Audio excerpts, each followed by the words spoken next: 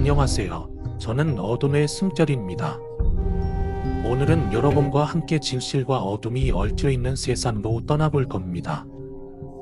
그곳에는 아직 떠나지 못한 염원들이 남아있고 그들의 존재는 결코 무시할 수 없습니다. 오늘 우리가 알아볼 이야기는 오래된 진에서 일어난 미스터리한 사건에 관한 곳입니다.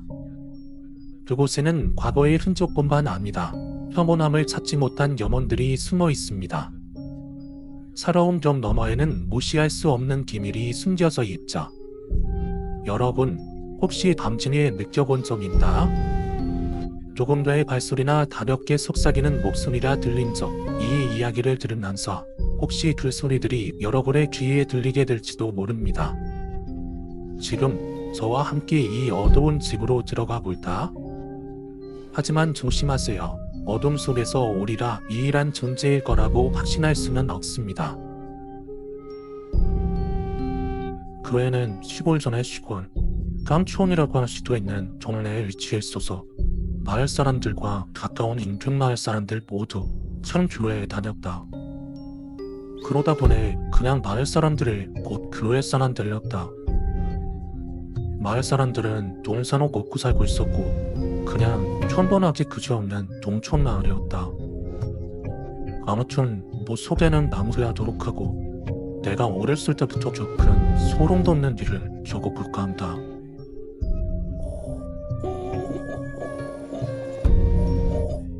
초등학교 2학년 때의 일이다. 우리 교회는 1년에 한 번 부흥회라는 곳을 했는데 잠시 교회에서 부흥회는 부활절이나 성탄절보다 더 큰 행사였다. 일요일에 바빠서 평일날 예배 참석하던 사람들, 심지어 몸이 아프거나 일정이 잡힌 사람들도 모두가 부흥회 나는 날이며 오김없이 교회로 모였다. 뭐 그렇다고 특별한 일이 있는 곳은 아니었다. 말 그대로 우리 교회의 부흥을 지원하는 좀 큰 규모의 예배로 마치 모두가 정신이라도 만든 온몸을 부르르 떨며 강적인 모습을 보이는 날. 근엄하고 진지하신 목사님도 이날만큼은 이 광란의 흐느끼에 본인이 먼저 불꽃을 들고 가장 먼저 눈물을 흘리셨다. 초등학교 2학년이었던 내 또래 애들도 거기에 동참했다. 그 어린아이들을 신의 선안에 대해서 감복하고 교회의 부흥을 염원하며 눈물을 흘렸다는 게 지금은 그저 신기할 따름이다. 나는 물론 열심히 기도는 했지만 남들처럼 흐느끼거나 울지는 않고 그냥 얌전히 기도만 하고 있었는데 문제는 그 다음날 학교에서 전날 교회에서 봤던 아이들을 무언가 서로 소근거리고 있었다. 내가 먼저 다가가서 얘들을 들으려고 했는데 왠지 모르게 아이들의 눈에 소린 적대적인 눈들. 내가 어제 부흥회에서 울지 않았던 게 문제가 된 곳이었다. 난 처음에 그게 대수인가 싶어서 그냥 넘기려고 했으나 아이들의 표정은 내가 처음 보는 새지를 띠고 있었다. 오랜만에 난 본능적으로 소리를 들지도 모른다는 두려움을 느꼈고 그 즉시에 즉각적으로 아이들에게 사과했다. 하지만 아이들은 내 사과를 쉽사리 받지 않았고 나는 눈물을 묵먹거리며 계속해서 사과를 했으나 여전히 부시당할 뿐이었다. 그날 집에 가서 학교에서 있었던 일을 어머니한테 이야기함을 쓰나 되려 어머니 일들도 혼이 났다. 교회 어른들, 그러니까 교회 다니는 아주머니 아저씨들이 내가 제대로 기도하지 않는 모습을 봤다고 어머니한테 이야기했다는 것이다. 덕분에 나는 그날 하루 종일 고점을 들었고 학교에서 있었던 일을 끝내 꺼내지 못했다. 부흥회나 있었던 그 다음 제 주일에는 교리를 담당하시는 아주머니께서 나를 따로 불러 그러면 안 된다고 하였다. 아주머니께서는 바로 그 다음 주 학생들 앞에서 사과와 간증을 하라고 나에게 말했다. 사과문을 준비해서 학생들 앞에서 읽고 자신의 불정함을 깨우치는 것이라고 했다. 나는 아직까지도 그게 트라우마로 남아있다. 그 다음 주 제일 조례 시간에 10명의 또래 아이들 앞에서 사과문을 읽었다. 제가 저번 부흥회 때부터 시작해서 또래 학생들, 교회 사람들, 목사님, 예수님, 하나님에 대해서 어떠한 죄를 저질렀고 앞으로 그러지 않겠다고 울먹임을 읽어나갔다. 내 간증이 끝나자 교리 담당 아주머니께서는 수고했다며 친구들과 토론하라고 했다. 그렇게 교회 아이들과 화해 아닌 화해를 했고 나는 더 이상 왕따가 될 걱정을 하지 않게 되었다. 그 이후로 난 부흥회에서 매년 누구보다 열렬히 흐느끼며 몸을 떨었고 눈물을 쥐어짜내려고 안간힘을 다했다. 그리고 주일뿐만 아니라 평일에도 교회를 다니면서 나의 죄가 씻겨지기를 기도했다. 내가 자라면서 느낀 것은 부흥회가 단순히 미친 듯 기도만 하는 것이 아니라 부흥회가 있는 날이면 교회가 잘 되라며 사람들의 기도가 줄을 이었고 신앙실과는 절대로 이루어지는 일들이 왕왕 있었다는 점이다. 부흥회는 말 그대로 교회를 부흥하게 만들었다. 그리고 난 중학생이 되었다. 중1 때 한 학생의 도시에서 전학을 왔다.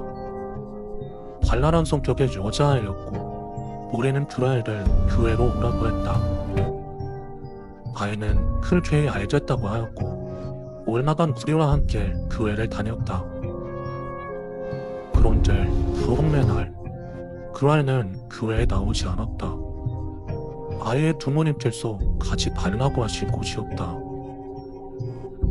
다음 날 학교에서 그 아이를 여기저기서 배도당했고 물론 나도 거기에 동참했다.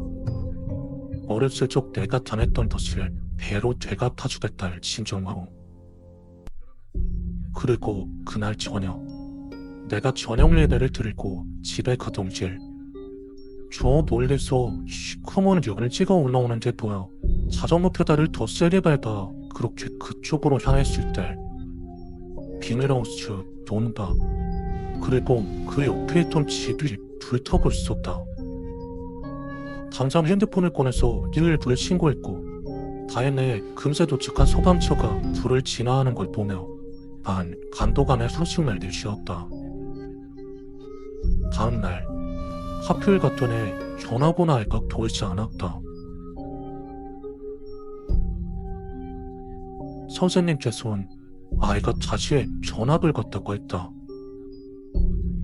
나는 혹시나 하는 마음에 왜냐고 선생님께 여쭤봤지만 선생님도 이유는 모른다고 하셨다.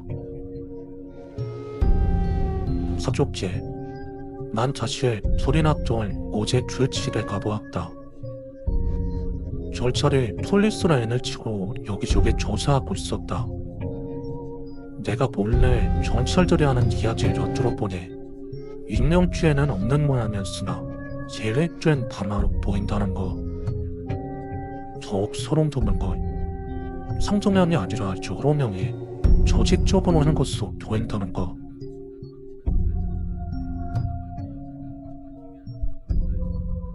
읽고 고등학교에 진학한 나 여전히 교회를 열심히 다니고 있었고 입시를 준비하는 고3이 되었다. 그러던 어느 날 밤 어머니께서 유독 밤늦게 집에 돌아왔다. 내가 무슨 일이라고 물어도 엄마는 아무런 대답도 하지 않았다.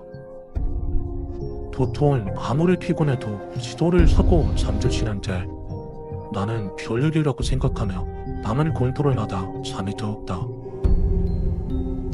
그렇게 주말을 들었고 엄마와 난 평소처럼 주일에 교회를 가서 예배를 드렸다.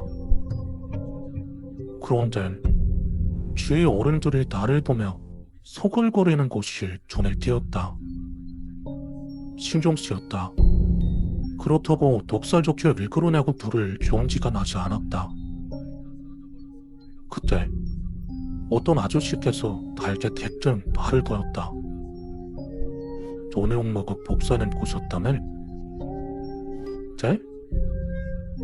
나는 이게 무슨 소린가 싶어 눈을 휘둥그렇게 떴지만 너는 무슨 죄지? 하고 옆에서 어떤 아주머니가 아저씨를 거들었다. 그들의 정렬하는 눈빛에 내가 방문하는 곳을 허락하지 않았다.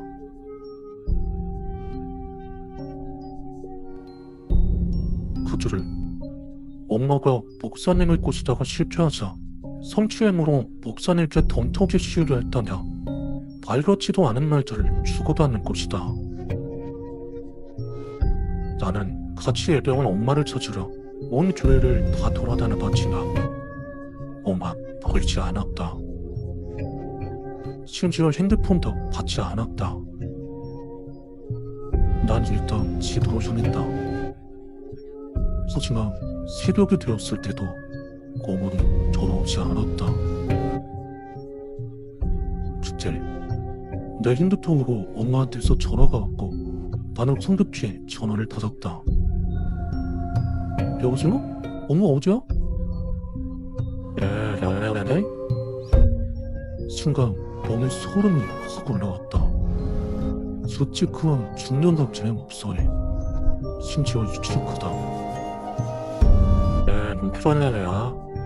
다른 게 아니라 벨레르께서 핸드폰을 내 손을 켜고 달랬는데 내가 가져나와야지. 너가 잘못되었다. 오늘은 늦었으니 내일 가져갈 수 있을까요? 그리고 저희 엄마 집은 어디 있는지 아세요? 실은 집이는? 남편은 엄내달래는 생각난데 다른 집에 돌려줄까? 저 목사님 혹시 저희 어머니가 사무실에 왜 가신 건가요? 그게 정말 어머니께서 살아나고 싶다네요. 옆에서 여쭈간 정적이 흐르고 역시 어머니께서 평화를 어제 하라시. 뜬금없는 질문. 교회 이야기요? 네, 나는 옆에서 내가 편하게 적어볼게. 그렇게 전화가 끊겼다. 처음 느껴보는 공터심에 너무 떨려오는 것을 느꼈다. 다른 일서 떨던 때와 완전 다른 느낌이었다. 급하게 가지고 있는 돈과 챙길 수 있는 걸 다 챙기고 바로 자전거를 타고 터미널로 달렸다.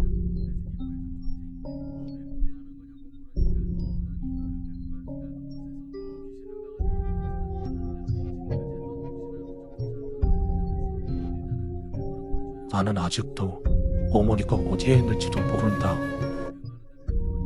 그리고 얼마 전 우연하게 인터넷 기사에서 본 목사님의 얼굴. 횡령, 요신도 추세, 집단 손톱죄. 안 좋은 제목들을 죄다 거기에 붙어있었다. 그리고 바로 어제 문자가 한 통 도착했다.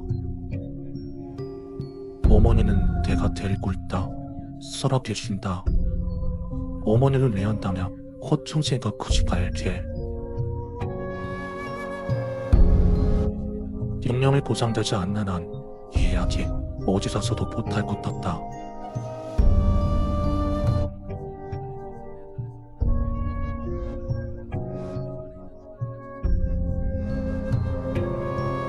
우리 동네에는 대숲이 하나 있었습니다. 평소에는 그 대숲을 잘 타지 않는데 동네에 초상이 나면 항상 그 대숲으로 가서 대나무를 잘라다가 사녀가 갈 때 뒷단에는 깃대를 만들었었습니다. 대나무를 자르기 전에는 음식과 술을 차려놓고 절을 올린 다음에 대나무를 잘랐죠. 왜 그러는지는 모르겠어요. 예전부터 그냥 그렇게 하더라고요. 어른들은 그 대숲에서 예전에 사람이 죽었다느니 귀신이 나온다느니 하면서 어린 우리들에게 그 대숲 근처에 가지 말라고 마약을 하셨습니다.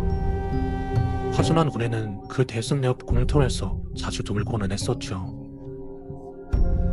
그 대수태 대를 데워다가 낚싯대를 만들어서 낚시도 했고, 왜 그랬는지는 모르겠으나 그 대수태 대를 낚싯대로 사용하는 국시들을 더 제작했거든요.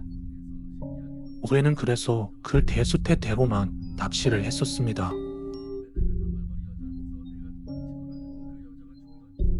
요팀비가 내리던 날, 그날도 올해는 낚시를 하고 있었죠. 그런데 제 낚싯대가 그냥 부러져 버린 겁니다. 낚시는 더 하고 싶은데 낚싯대가 없어서 친구들 낚시하는 것만 돕고 있다가 혼자라도 대수태 가서 대를 데워오자 생각했습니다. 혼자서 대수태 가는데 조금 무섭긴 했지만 그만큼 낚시도 하고 싶었죠. 친구들한테 같이 가자고 해도 다들 귀찮다며 안 간다고 하고, 결국 집으로 가서 톱을 챙겨 혼자 대수토로 향했습니다. 친구들하고 놀러 다닐 때는 몰랐는데 혼자 오니 뭔가 일시녀스럽고 대나무 잎사귀들을 바람에 흔들리는 소리가 배워가게 수산한 분위기를 만들어내고 있었습니다. 겁이 나긴 했지만 빨리 데워서 낚시를 하자는 생각으로 낚싯대로 쓸만한 대나무를 찾기 시작했습니다. 입구 쪽에는 다 작고 마땅한 대나무가 보이지 않아서 조금씩 대숲 안으로 들어가면서 대나무를 찾았죠.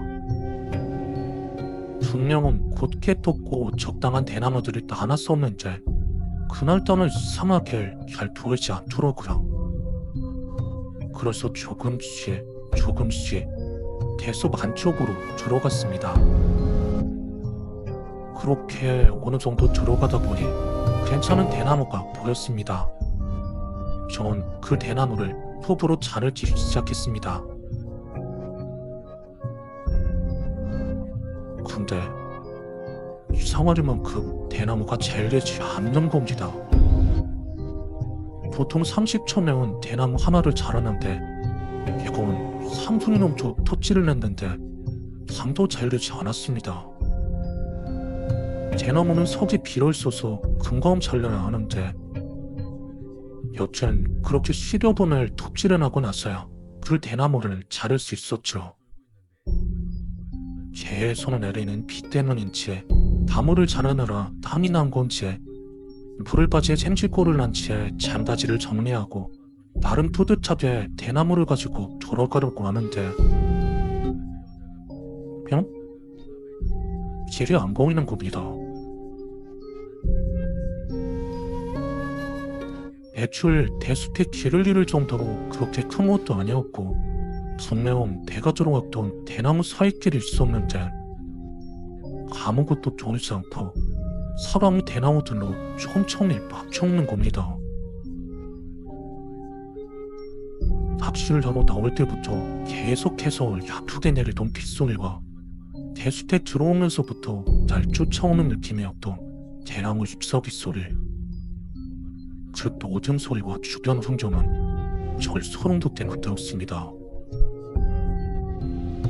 조금 넓어 보이는 대나무 사이에 발을 넣고 빠져나가려 낀낀대 놓았지만 정말 너무 좁았습니다. 대체 어쩌다가 여기까지 들어왔나 싶어서 팔을 돋은 소름을 쓸어내리며 다시 한번 대나무 사이를 돌려 빠져나가려고 하는데야 갑자기 누가 뒤에서 제 손목을 멈춰쥐었습니다. 순간 깜짝 놀라서 뒤를 돌아보니 뒤에 검은 손목에 머리를 묶어서 균형을 걷고 있는 늘 여자가 제 손목을 붙잡고 저를 노려보고 있었습니다. 제가 기겁을 하며 석중 손목을 떼내려고 했지만 적은 손이 얼마나 쓸지 벗을 뺄 수가 없었습니다. 그리고 그 손이 어찌나 차가운지 두 손은 얼음을 팔목에 감고 있는 느낌이었습니다. 놔주라고 소리를 지르면서 손을 떼내려고 몸부림을 쳤으나 도무지 벗어날 수가 없었습니다. 그리고 그 여자는 그놈 저를 한참 쳐다보더니 저처럼 살자 라고 말하고는 저를 저 짙은 곳으로 끌고 갔습니다. 분명 길이 없었는데 그 여자 저 어두운 텀을 거치는 새끼를 생기더라고요. 전 싫다고 소리치며 간 걸려고 지를 쓰고 버텨보았지만 제 몸은 의지와는 다르게 그 여자가 끌고 가는 대로 끌려가고 있었죠. 바로 그때 제 반대쪽 팔을 또 누가 덮치러 붙잡는 겁니다. 반대쪽을 쳐다보니 우리 동네 할아버지 할머니들이 보였습니다. 절 붙잡은 할머니는 어렸을 때부터 절 유독 예뻐하셨던 옆집 할머니였고, 할머니가 제 손을 붙잡은 동시에 다른 할머니 할아버지들도 제 다리와 몸등을 붙잡고 반대쪽으로 잡아당겼습니다. 그러자 요절제 끌려가던 제 몸이 다시 반대쪽으로 조금씩 끌려오기 시작했습니다. 그 여자는 어르신들을 발견하고는 둘을 씹언덕대네요. 가만히 천성을 취해 왜 여기를 와서 방해를 해? 라고 소리치며 더 세게 제 손을 잡아 끌었고, 그러자 반대쪽에서 제 손을 잡고 있던 할머니가 혼자 조용히 살면서 살을 저는 음식이나 먹는 듯이 어디서 돗대 짓거리를 하고 있어 라고 허투를 치시는 겁니다. 그러자 그 여자는 어르신들을 하나하나 쳐다보더니 그러는 그럼 걔들 자식들 잘 살지네 최련만치나요 라고 말하거니 잡고 있던 손목을 패대기 치듯 놓아버리고 그 짙은 대숲 안으로 사라졌습니다. 전 그 모습을 마지막으로 정신을 잃어버렸죠.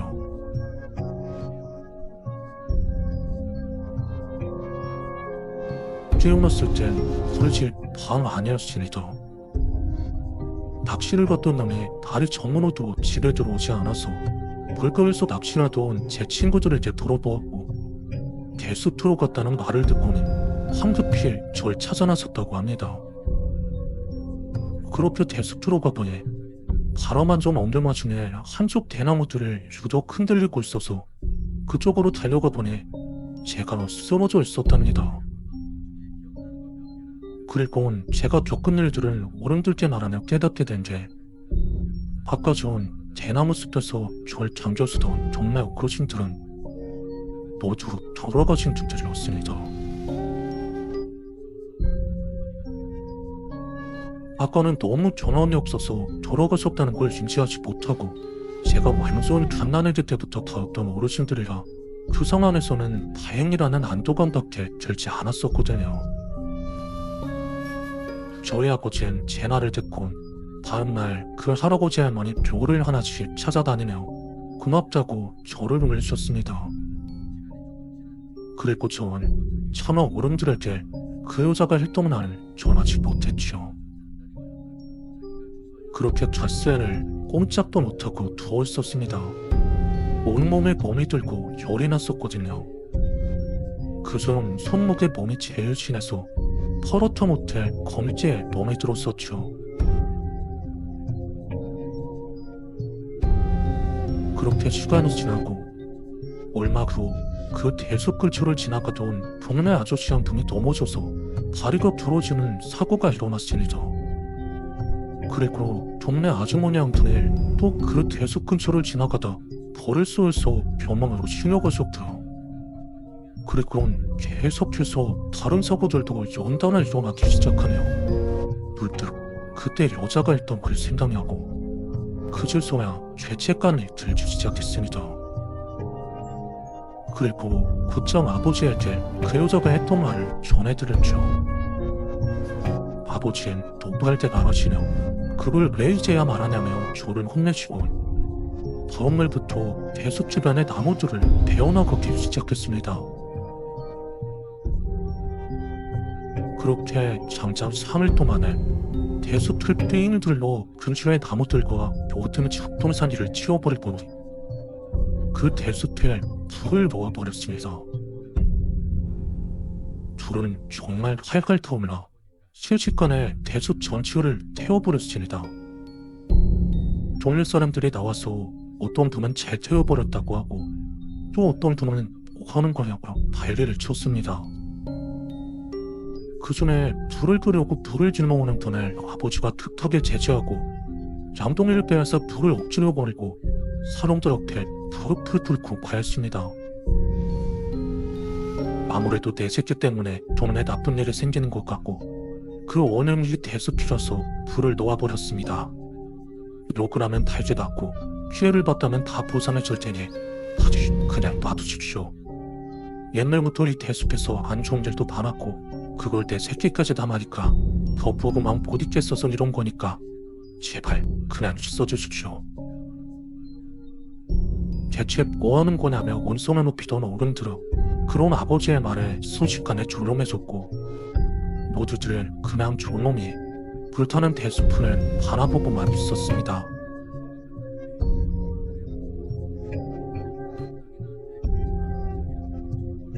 울창하던 대숲은 다 타버렸고 이제 그곳은 공터가 되었습니다.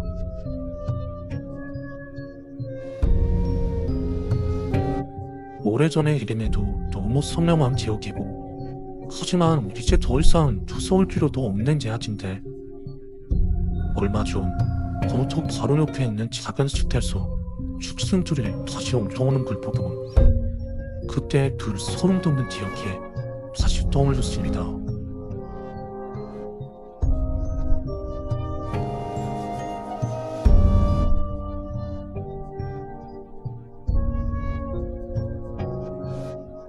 그게 귀신인지 뭔지 솔직히 지금도 뭐라 확정짓지는 못할 것 같습니다.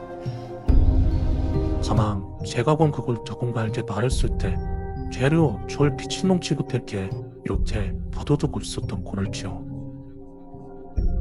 제가 그렇게 늙었다고는 생각하지 못했었는데 이게 벌써 30년 전 이야기입니다. 오랜 시절 저는 외할머니 댁에 가는 게 참 좋았습니다. 친가에선 항상 엄마가 고생하는 모습만 보았고 외가에선 누구도 고생하는 일도 없고 정말 친한 사촌형도 있었거든요.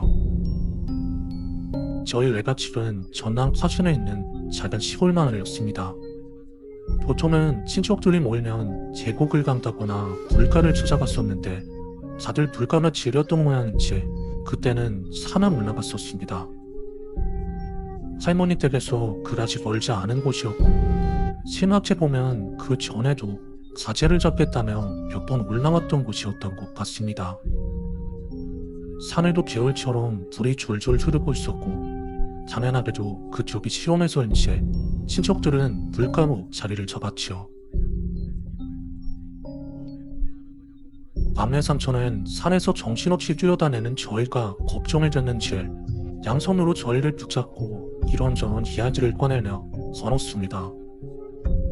삼촌도 어릴 적엔 이 동네에 살았었다며 시골 아이들은 어릴 때부터 산이나 밭에서 일을 많이 해서 보통은 질려서 산에 잘 올라오지 않는다고 그 중에서도 이 산에선 주의해야 될 게 있다고 말을 꺼냈습니다.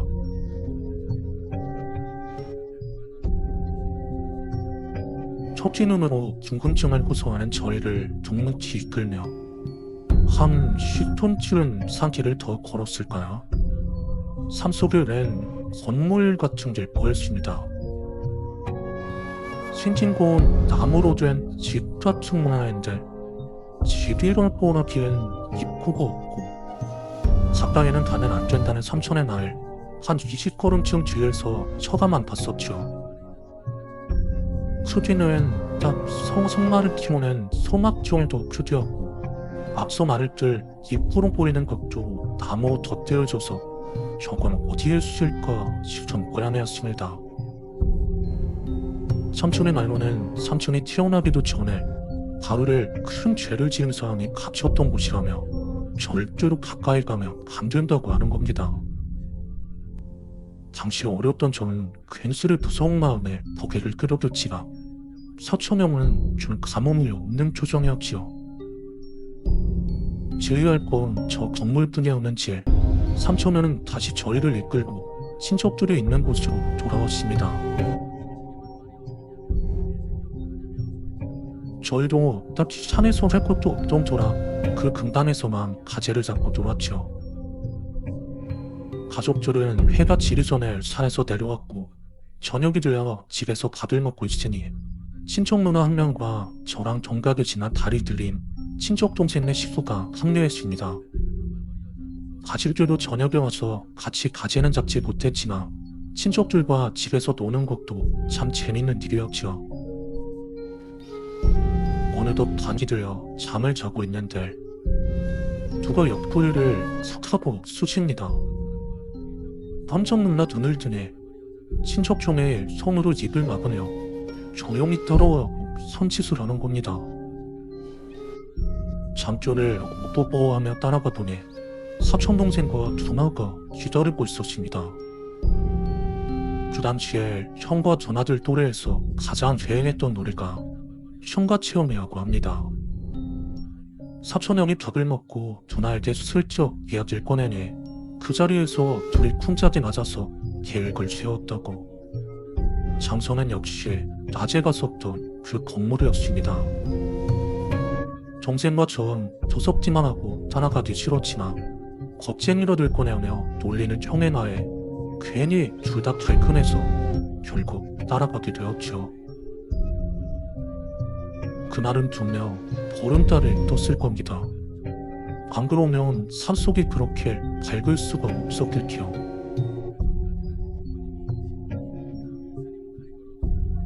산길은 생각보다 굉장히 복잡했는데 수족형은 낮에 올 때부터 작정을 했었는지 길을 정말 잘 찾아가더라고요.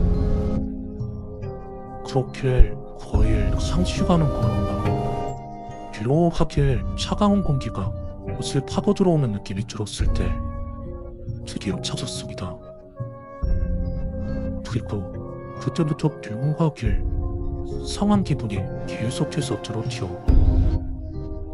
정말 기분 나쁘고 차갑고 반바지와 반팔 사이로 들어간 모든 살을 다 박살이 돋았을 정도로 이상한 기분이. 그런데 친척형은 아무렇지도 않은 채 건물로 달려가서 건물의 오른쪽 시중을 발로 뻥뻥 차기 시작했습니다. 굉장히 큰 청나무로 된 지종이라 도망칠 일은 없을 것 같았지만 서해는 정말 크게 산을 올리고 있었죠. 정생과 전 왜 무서운지도 모르게 무서운 마음이 들었었는데 옆에서 보던 친척문화도 형이 차고 있던 반대쪽 지점을 달려가서 뻥뻥 차기 시작했습니다. 그 행동에 저를 왠지 하는지는 모르겠지만 형은 저에도 와서 기둥을 차라고 했습니다. 그 말을 저는 절대 싫다고 꽤 소리를 질렀고 정쌤도 마찬가지로 싫다고 제 뒤로 숨었습니다.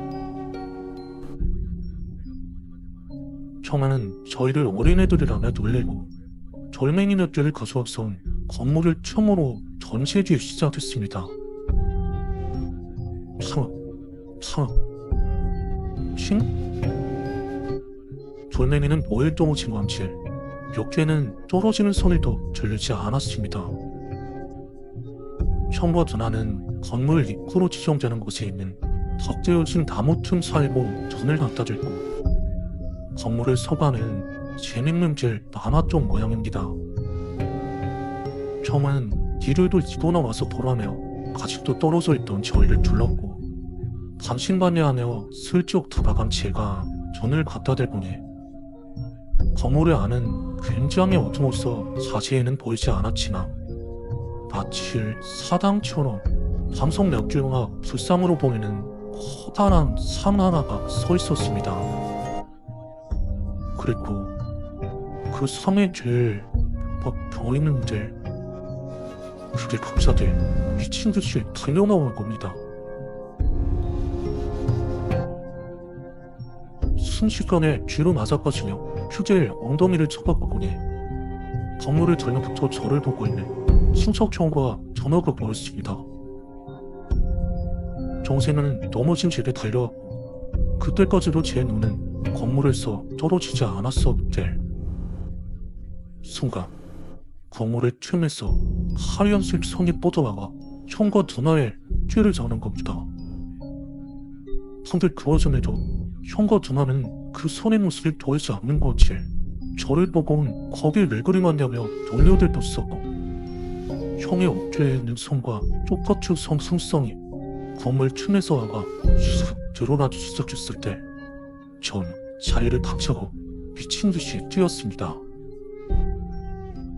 거들고 울리고 그런 건 조져치고 무서웠습니다. 그 손이 절 따라올 것 같아서왔고 그 건물의 틈에서 본 그게 손이 전부 다 아니었다는 사실이 너무나도 무서웠습니다. 전 질도 몰랐지만 그냥 달렸습니다. 그렇게 얼마나 달린 건지 시험을 모르겠을 정도가 되었을 때 저 멀리서 제 이름을 부르는 소리가 들려왔습니다. 저희가 없어진 걸 전치채고 어른들이 저희를 찾으러 오곤 했죠. 이미 힘이 빠져 후들거리나 달려 정신없이 소리가 들려오는 방향으로 달려갔고 저 외할머니의 얼굴을 저런 표정을 지을 수도 있다는 걸 그때 처음 알았습니다. 뒤따라온 이모가 던지는 소금으로 샤워를 하고 저는 엉엉 울려 엄마 손에 이끌려 산을 데려갔습니다. 산에서 꼼짝도 말라는 말을 얌전히 입을 속에 들어가 있었는데 삼시험 있다가 바퀴 서렁스러워 창문을 뺄꼭 열고 바닥을 보니 친척촌과 전화가 바닥 상가운데서 처음 보는 할머니에게 휘청이를 넣고 있었습니다.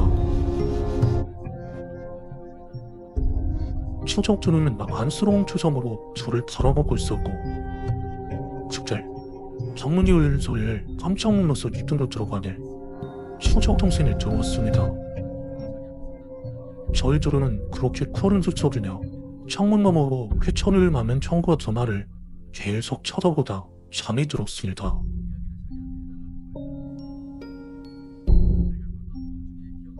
다음날 매니 웃는 소리에 잠에서 깨어보니 옆에서 배를 까놓고 자는 친척 동생의 모습이 보였습니다. 엄마에게 듣기론 친척촌과 친척 누나의 가족은 아침 일찍 돌아갔다고 하고 저희 가족과 동생의 가족, 자녀가 없는 큰애 삼촌, 그리고 할아버지 할머니, 막내 삼촌만 아침을 먹었습니다. 그렇게 밥을 먹는 내내 막내 삼촌의 전투덩이가 시커멓게 몸에 든 걸 쇠급보를 치나 어른들은 저희에게 아무런 말도 해주지 않았고 친척촌과 친척 누나를 다시 보게 된 거 제가 고등학교를 진학한 후였습니다.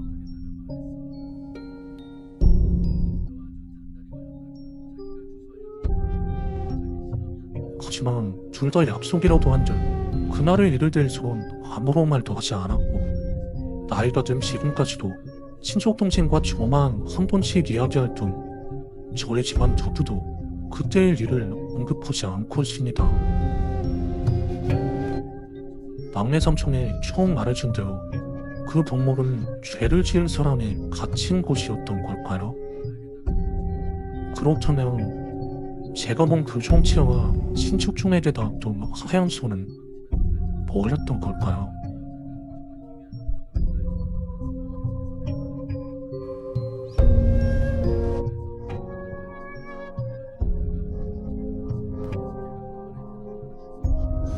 할아버지는 나의 어린 시절부터 명품을 사모으는 것을 좋아하셨다.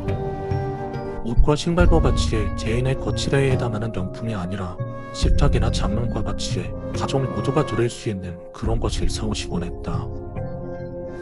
당신께서는 외손자였던 나를 굉장히 아끼셨기에 장날이나 놀러 가실 때 항상 나를 데려가셨다. 그 괴종 시계를 구입한 날도 여느 장날과 다를 바 없는 평범한 날이었다. 할아버지는 장날마다 들르시던 곳이 정해져 있었는데 당신의 친구분이 운영하시던 금은방과 오랜 내가 좋아했던 병아리 같은 동물들을 팔던 곳이었다. 그날도 역시 금은방에 도착하시고 친구분과 한참 동안 수다를 떠시다가 친구분이 괴종시계를 전문적으로 취급하는 사람이 만든 괴종시계를 얻었다는 말로 이야기가 흘러가게 되었다. 그 친구분은 자신이 갖고 있어봤자 집에 둘 곳도 없고 해서 할아버지께 저렴한 가격에 탈 테니 사실 나눔이시면 언제든지 말하라고 하셨다. 할아버지께선 할머니와의 일치의 상의도 없이 덜컥 분의 의사를 결정하셨고 다음날 트럭을 손주 몰고 가셔서 괴종시계를 받아오셨다. 누구나 그렇듯이 새로 산 물건이 있으면 소중히 여기고 행복한 마음으로 그 물건을 바라보지 마련이다. 할아버지 역시 끼니마저 걸으시면서 괴종시계의 본질을 털어내셨다. 그리고 문제는 괴전시계를 가져온 첫날부터 시작되었다.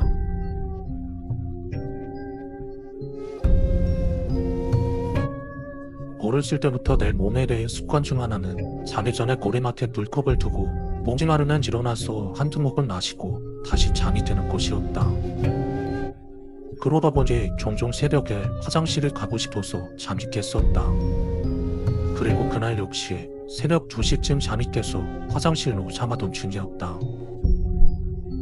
그런데 항상 11시쯤만 돼도 피곤하다고 하시면서 잠에 드시던 할아버지께서 왠지 거실에 누워 계시는 곳이었다. 잠시 오랫동안은 할아버지께서 괴종시계를 너무나 아끼시는 마음에 잠까지 들어가시면서 보시는 줄 알고 할아버지께 자다가 왜 주무시지 않냐고 말을 걸어보려 하였다.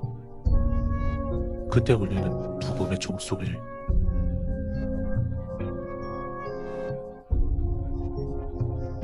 괴종시계 특유의 무거우면서도 공간을 지배하는 듯한 울리는 소리와 3줄지에 길마저 없는 거실의 분위기가 갑자기 왜 그리도 무섭게 느껴졌는지 나는 곧장 안방으로 뛰어들어가서 이불을 머리끝까지 뒤지고 있었다. 아침이 되고 할아버지께 치료비 있었던 일을 여쭤보았더니 안방에서 한 번도 깬 적 없이 방금 일어났는데 무슨 소리를 하는 거냐며 별거 아닌 걸로 집어오셨다. 내가 잘못 본 건가? 아무튼 그 이상한 일 이후로 10년 뒤인 현재까지 적어도 내게는 아무 일이 없었다. 그리고 그날부터 10년 뒤인 큰 비가 내린 저번 주에 있었던 일이다. 할아버지께서 돌아가시고 상속 관련 일을 모두 처리한 후 유품을 확인하려 오랜만에 할아버지 댁에 들렀다. 그리고 흰 봉투가 있었다. 정확히 말하자면 할아버지가 이것저것 넣어두셨던 서랍을 열었을 때 필독이라고 큼지막한 두 글씨가 써진 봉투가 있었다. 아버지와 나는 서로 한번 쳐다볼 뿐 별말 없이 봉투를 열었다. 봉투엔 할아버지의 친필 편지와 거래 명세서가 담겨 있었다. 우린 사람아는 누구야 라고 시작하는 흔한 편지인 줄로가 나왔다. 그러나 편지에는 할머니가 아프셨던 이유와 10년 전 내가 새벽에 본 그것에 대해 서술되어 있었다.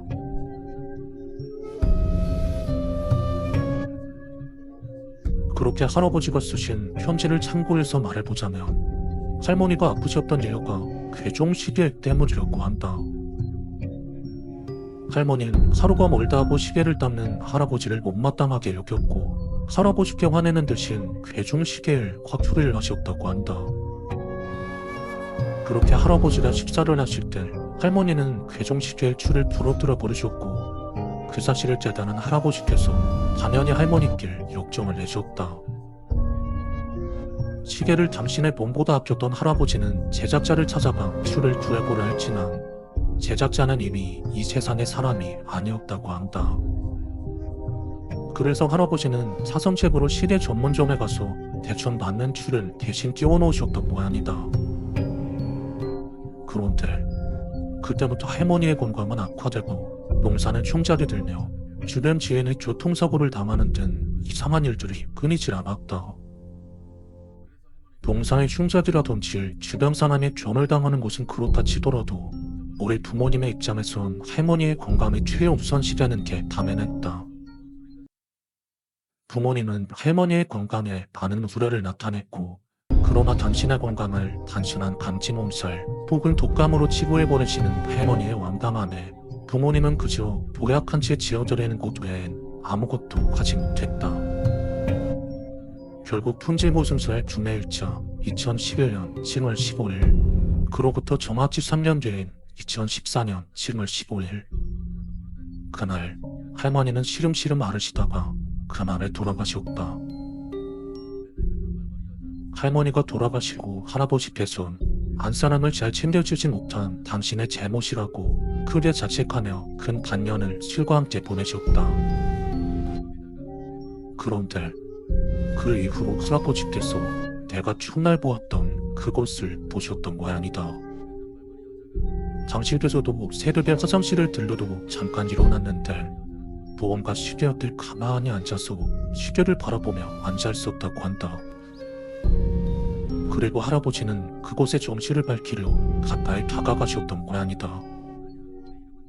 그리고 그곳에 길 가까이 가자 퉁이없고 하얀 사람 형태의 머리 부분이 휙 돌아가더니 할아버지를 향해 톡 쏘았다고 한다.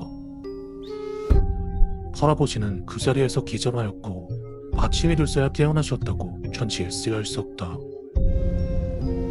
그리고 그날부터 거실 등이 떼지거나 액자가 덮어지는 등 자연현상으로 치고해 보일 게 이상한 일들을 반갑다고 쓰여 있었다. 내가 어렸을 때 무서운 것을 보고 귀신 나올 것 같다고 같이 자자고 졸라도 귀신은 없다고 그런 귀신은 믿는 게 아니라며 나를 내치시던 할아버지가 편지에 괴좀 시계 안에 무엇인가 들어있다고 나중에 시계를 만든 사람에게 꼭 확인을 해달라고 써주셨다.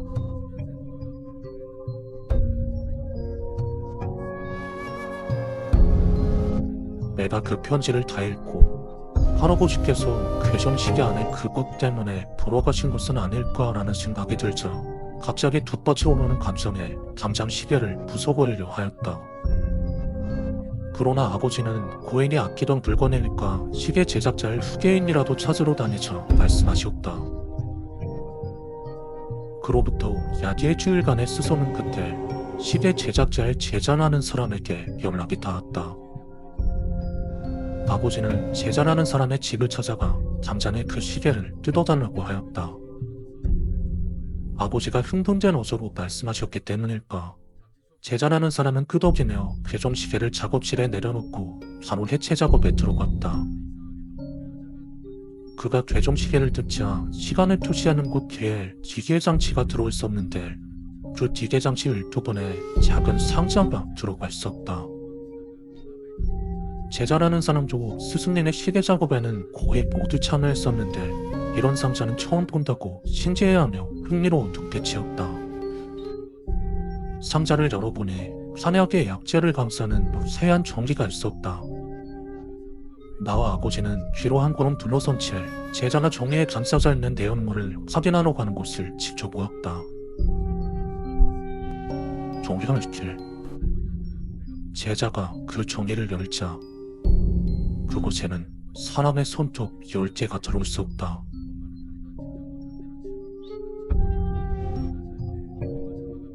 그것도 왼손과 오른손의 손톱 총 10개가 똑친 채로 들어있었던 곳이다. 순간 너무 소름 끼치고 당황스러웠지만 그것도 잠시뿐이었다. 아버지는 이것 때문에 부모님이 돌아가신 곳이라며 역정을 내줬다. 그리고 그 제자라는 사람도 뭔가 이상하다는 걸 알았는지 금액을 5배로 돌려드리겠다 말하며 우리에게 무릎을 꿇고 사죄했다.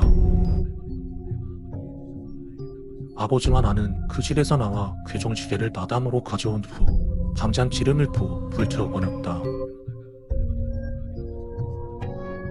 시계의 제작자는 도대체 왜 사람의 손톱을, 그것도 자른 손톱도 아니고 뽑은 손톱을 시계의 뒤편에 두고 두었을까? 그리고 할아버지께 일어난 일들은 저 손톱과 정말 관련이 있었던 걸까? 정말 소름 끼치는 일이고 아직도 의문투성이인 일이지만 진실은 이제 말할 수 없는 자만이 알고 있다.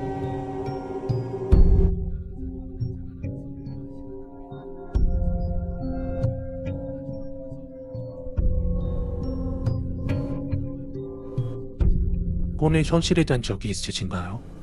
아니면 그 꿈을 꾸고 나서 이상한 일이 생긴 적이 있으신가요? 이건 제가 어릴 적 할머니 댁에 살았을 때 겪은 이야기입니다. 제가 어릴 적 살던 곳은 강원도 철원에서도 한참 들어가야 나오는 시골 동네였어요. 집안 사정으로 인해서 혼자 계신 할머니 손에 자랐는데 그때의 지역들은 흐릿하지만 아직도 너무 낯설하게 남아 있습니다. 철원은 눈이 많이 왔어요. 작은 시골집 마루에 이불을 돌돌 말고 앉아서 읍내에 장보러 나간 할머니를 지다니던 뒤요. 하얗게 내리는 한땀란이 얼마나 예쁘던지 떨어지는 눈을 보고 있자면 해는 어느덧 산장을 타고 내려오고 있었지요. 고요한 겨울의 시골길은 작은 소리도 귀에 꽂히듯 들리고 냈습니다. 저 멀리서부터 들려오는 뽀드득 뽀드득하는 누군가의 돈 밟는 소리. 가만히 나루에 앉아 그 소리를 듣다 보니 이불에 따스한 해취에 어느새 잠이 들었나 봅니다. 그렇게 첫 번째 꿈을 꾸게 됐어요. 꿈은 커다란 버스를 타는 곳에서부터 시작했습니다. 검은 옷을 입은 사람들이 버스에 올랐고 저 역시 같은 옷을 입고 있었죠. 줄지어 있는 그들의 뒤를 따라 저 역시도 발을 맞췄고 그렇게 천천히 버스에 올라보니 가장 앞에 있는 중년 남성이 전에 들어왔습니다. 헌젤 너무나도 다치 익은 모습. 가만 보니 그 뒤에 사람들도 이상하게 어디선가 본 듯한데 제가 아는 사람들이 이렇게 너무 나이가 많은 것 같기도 하고. 그때 제 눈에 가장 먼저 보였던 안재의 오른편에 달린 관장과 그 옆자리에 놓인 낯익은 영정사진이 보였습니다. 이 차는 촉삼을 치료를 차였던 거죠. 그리고 제가 그걸 깨닫는 순간 그 안에 모두가 절 쳐다봤어요. 분명 낮이었지만 삼겨울의 낮이 그렇듯 밝지도 어둡지도 않은 흐릿한 채광에 제각각의 눈높이에서 쏘아대는 서늘한 암광에 얼마나 소름 돋던지. 그때 누군가 뒤늦게 버스에 올라 제 팔을 뜯어받을 잡아당겼고 정말이지 무합스러운 힘에 끌려 버스 밖으로 내동댕이 쳐줬을 때 바로 그때 제가 꿈에서 깨어났습니다.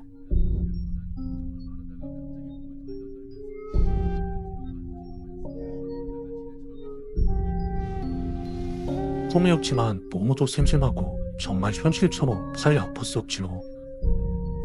그리고 기다렸던 듯이 누군가가 좀 뒤를 달려오는 소리. 할머니 걸음걸이는 아닌 줄. 하얀 눈이 높인 마당으로 들어오신 건 동네 이장님이셨어요. 성님을 속에 있던 저를 꺼내어 옷을 챙겨 입으라 하시곤 이장님이 이끄는 손에 끌려가듯 도착한 곳은 할머니의 장례 출장이었습니다. 첫 번째 그 이상한 꿈을 꾼 그날 할머니가 돌아가셨습니다. 시간은 빠르게 흘렀고 참 신기하게도 제가 고등학생이 됐을 무렵엔 지금보다도 기억이 더 흐렸던 것 같아요.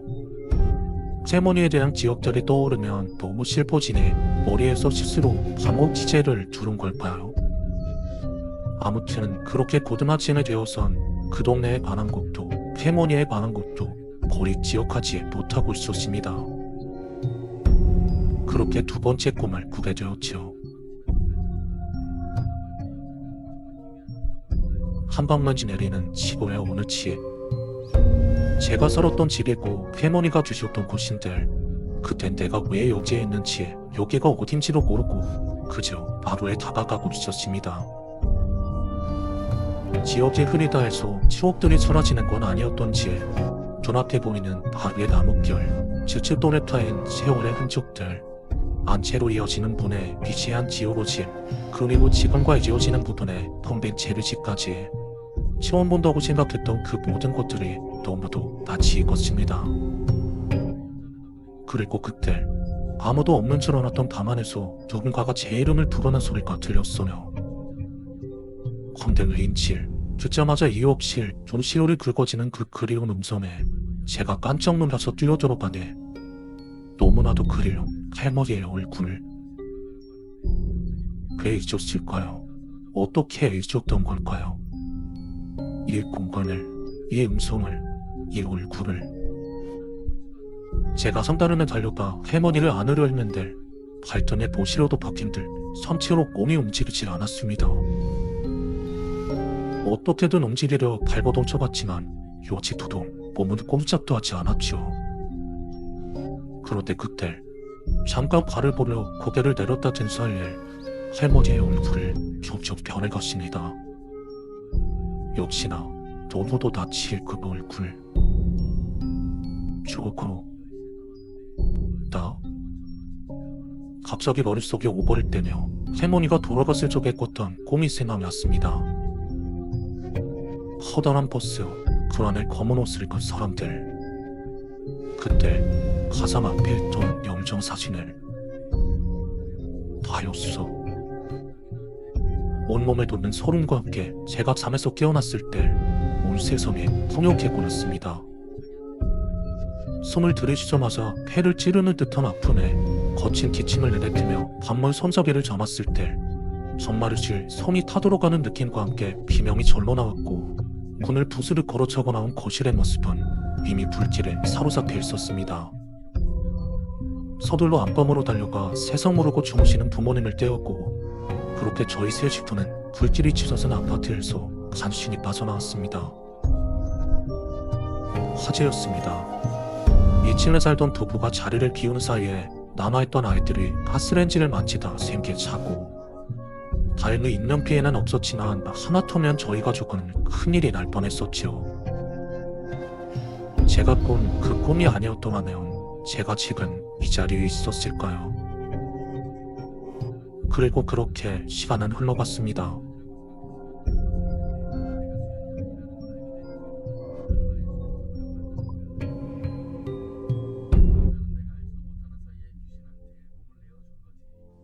솔직히 지금도 잘 모르겠습니다. 지금은 또렷하게 기억나는 모든 일들이 그때 당시엔 너무도 흐릿하게 맴돌았고 우선 제 첫 번째 꿈과 할머니가 어떠한 연관이 있긴 한 건지 두 번째 꿈에서의 할머니 얼굴은 왜 갑자기 내 얼굴로 변했던 건지 주위에 이 일을 말하고 조언을 구해봐도 다들 제각각 발이 너무 닮아서 예전 단순한 해프닝으로 넘기려 합니다. 다만 한 가지 조그만 소명을 진 기억 속에 할머니의 따스한 비소만은 아직도 제 머릿속을 맴돌고 있습니다.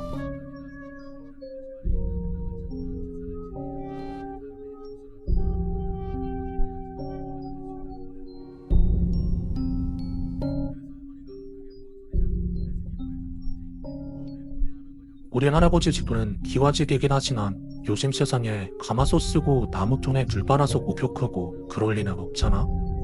90년도에 다 개조를 해서 타일 깔고 6kg 셔거기 다 들였지. 기공은 우리 조건인의 독특하신 분이라 막 인터넷 잘하시고 걸그룹 좋아하시고 아무튼 집을 고치면서 퓨전 한옥 같은 걸 꿈꾸셨나봐. 폭간독 지화만 남겨두고 다 헐고 최신식으로 바꾸시고는 나름 세련된 한옥 느낌으로 리모델링을 하셨지. 난 어릴 때 언니 오빠랑 할아버지네에서 살았으니까 웬만한 언니랑 같이 욕조에 불 받아서 함께 목욕을 하곤 했어. 근데 그것도 언니가 중학생이 되면서부턴 경차 각자 샤워하게 되더라고. 목욕탕을 간다면 몰라도 이제 각자 하고씩 있기 시작한 거지. 할아버지 집은 변기하고 욕실이 따로 떨어져 있었어. 채가 안에는 한옥 구조상 그렇게 만들 수밖에 없었다고 하더라고. 게다가 워낙 순애견이 가구두는 방향까지 중요시하던 분이셨으니까. 그래서 그런지 할아버지 방엔 부적이라든지 신기한 것들이 많았었지. 아무튼 그날이 처음으로 언니 없이 목욕하던 날이었어.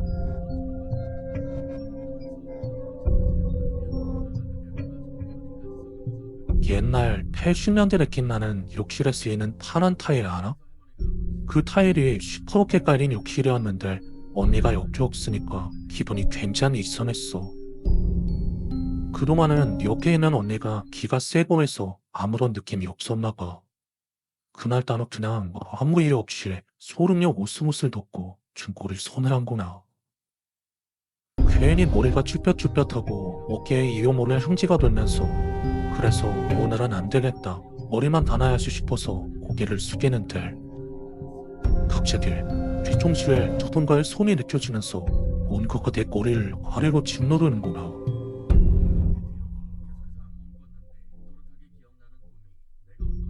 진짜 얼마나 놀랐는지 순식간에 쫙 걸어서 머리를 막 해짓던 손도 우뚝 멈추고 정말 얼어붙은 것처럼 가만히 있는데 난 고개를 숙이고 있잖아. 눈앞에 발이 보이더라고. 욕실의 타일처럼 시퍼런 발이. 근데 사실 난 혼자 집에 있으면 그런 손이나 탈을 본 적이 많아. 복도를 지나가는데 문이 열린 북문 사이로 보이는 머리카락이나 손, 발. 근데 그게 무엇인지 잘은 몰라. 처음 봤을 때 너무 무서워서 할아버지께 말씀드리니 할아버지는 그때 혼이 못 다 가져간 잡치였던가 흠속이었던가 아무튼 그게 보이는 거라 하던데 딱히 해가 들거나 나쁜 건 아니라고 하셨거든. 그땐 너무 갑작스러워서 놀라긴 했는데 평소처럼 우선 샤워기를 끄고 다시 천천히 눈을 감았다 떴더니 그 시퍼런 발이 언제 있었냐는 듯 없더라고. 그래서 다행이다. 그냥 물러갔나 보다 싶었지. 그때 내 머릿속은 당장 욕실을 벗어나야겠다는 생각뿐이었어. 그래서 수납장에서 수건을 꺼내 들어 머리를 급히 털며 허리를 척 펴는데 새로 갈아 끼우는 색의 샤워기 손잡이에 거울처럼 비춰 보이는 거야. 내 기회에 누군가가 머리부터 발끝까지 온통 거룩다. 여자다 남자다 그런 게 아닌 거룩다라고 생각했어. 그 생각이 들자마자 몸을 닦을 생각도 않고 도망치듯 수건으로 몸을 감싼 채 내 방으로 미친 듯이 달려나갔어. 그게 그런 식으로 보일 적은 처음이었으니까. 다행히도 무사히 밤으로 들어왔고 재빨리 문을 잠그고 얼른 옷을 껴입는데 정말 기분이 무싹하더라.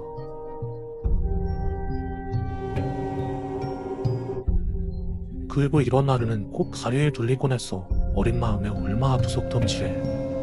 이대로는 밤에서 잠도 안 올 것 같아서 오늘은 할아버지 옆에서 자야겠다고 생각하는데 정말 도저히 못 나가겠는구나. 문을 열면 장지문 앞에 그 시퍼런 발이 보일 것만 같았어. 잠전에 무서워서 침대 밖으로도 못 나가겠는데 문을 어떻게 열겠어. 그래서 안 되겠다 싶어서 이불을 뒤집어 쓰고 언니를 막 부렸어. 언니는 바로 옆방이고 내가 소리를 지르면 분명 달려와 줄 테니까. 그렇게 식은땀을 흘리면서 언니가 오기를 기다리는데 순간 문이 드르륵 열리면서 언니가 들어오고 이불 밖으로 언니가 날 와락 껴안는 게 느껴졌어.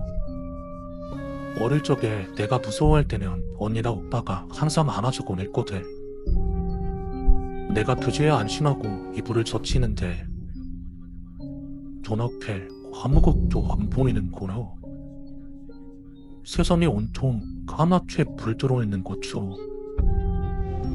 처음엔 이게 언니 투만이라서 그런가 싶었는데 곧 알았어.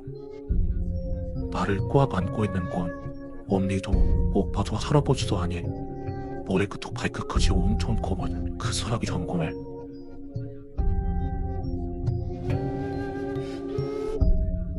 기계처럼 고개를 아래로 내려서 아까의 그 시퍼런 발이 보이는구나.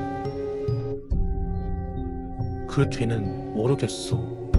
정신을 잃은 건 아닌데 기억이 쭉 잘려나간 기분이었어. 몇 시간 후에 일어나니 그 모든 일을 꿈이나 간이 눌러진 것처럼 흐려지더라고. 그래서 그날도 아, 내가 간이 눌렸구나 하고 멍지며 일어났지. 그런데도 너무 생생한 느낌이라 몸이 절로 떨려오는구나. 일어나자마자 바로 언니 방으로 가서 자는 언니를 깨워서 일으켰어. 언니, 어제 내가 언니 들렸어? 언니, 어제 내 방에 왔었어? 거의 정신 나간 애처럼 괴멍성한 언니를 흔들며 불었어. 그럼 나를 가만히 보던 언니가 갑자기 나를 허락 안아주면서 또 가리 눌렸었냐고 등을 토닥이는데 그때 얼마나 서럽게 펑펑 울었는지 한 이틀 동안 눈이 진짜 개구리보다 더 튀어나왔었다. 아무튼 그래서 언니 말에 대답하면서 그런 것 같다고, 가리에 너무 세게 들린 것 같고 너무 이상한 걸 봐버렸다고, 그래서 일단 너무 무서워서 언니 두렁거렸다고 말하니까 언니가 대수롭지 않게 그러더라. 너 그래서 밤새 독도에서 서성거렸니?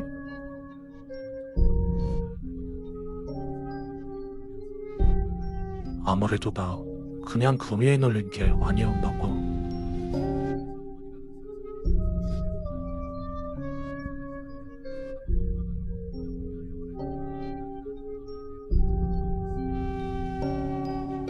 그 후로도 가끔 손이나 발, 머리카락 같은 이상한 건 보긴 했지만 그때처럼 검은 사람의 음침을 본 적은 없었어.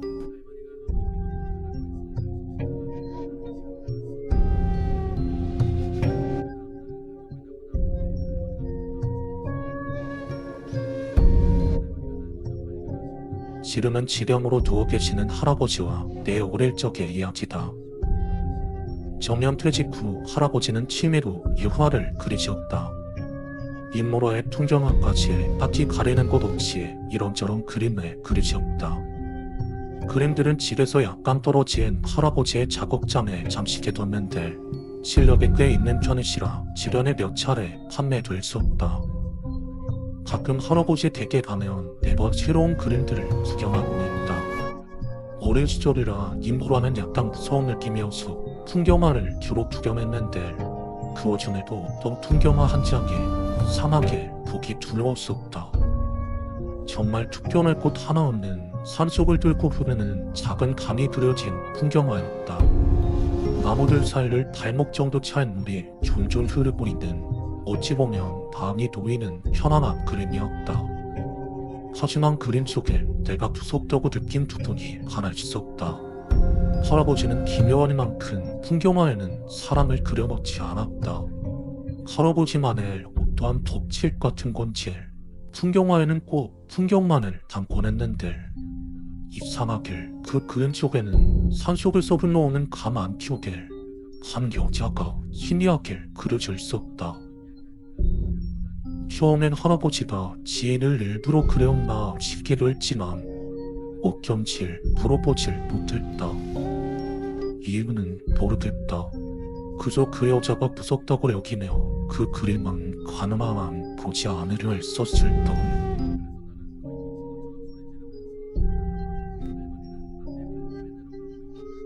초등학교 고학년이 되어 또 할아버지 댁에 두고로 갔었다. 그리고 문득 함께 있던 형에게 그 그림에 있는 강가의 여자 무섭지 않아? 라고 물어봤다. 하지만 형은 비록 크지 못하다고 대답해 같이 그 그림을 보러 가게 되었다. 그리고 할아버지의 작업장에 도착해 그림을 가리키며 이 그림이라고 말했지만 무슨 소리야? 서론 같은 건 안 그려줄까? 라는 대답이 돌아왔다.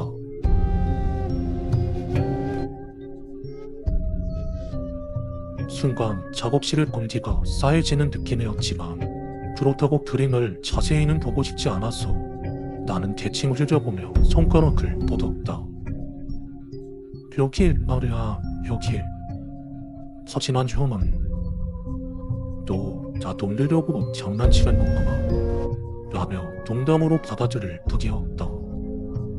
졸부가선 혼자 무서운 기분이 들어서 형을 버려두고 창고를 뛰쳐나왔었다. 그 무렵에는 형이 보이면서도 일부러 안 보이는 척 장난치는지 아닌가 싶었다. 물론 생각과는 별개로 무서운 건 어쩔 수 없었다. 그리고 시간이 흘러 내가 고등학생이 되었고 부모님과 함께 할아버지 댁을 방문하였을 때 추억에 잠겨 그 그림을 새겨보기에 여자가 그림에서 사라져 버린 게 아닌가. 그림의 여자를 마지막으로 봤던 건 중학교 3학년 때 여름이었다. 그리고 분명 그때는 아직 그림 속에 여자가 있었다. 올 때마다 몇 번이고 봤었길 단순한 착각은 아니라고 생각한다. 그럼 아무런 흔적도 없이 사라진 그림 속의 여자는 대체 무엇이란 말인가?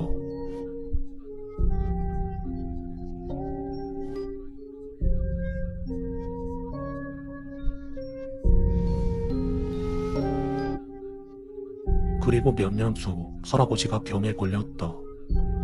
나는 경산에 누워 계신 할아버지를 간병하러 자주 갔고 할아버지는 그때마다 너무 기쁘게 맞이해 주셨다. 몇 번쯤 방문했을까? 서로 이야기할 것도 떨어져갈 무렵 나는 조심스럽게 그 이야기를 꺼냈다. 할아버지가 그린 풍경화 속에 어떤 여자가 계속 보였다고. 풍경화의 인물을 그리지 않는 건 아는데 그 그림 속엔 왜 사람이 있는 거냐고. 그동안 물어보고 싶었지만 이상하게 입이 떨어지지 않아서 쌓아두고 있었다고 부럽다.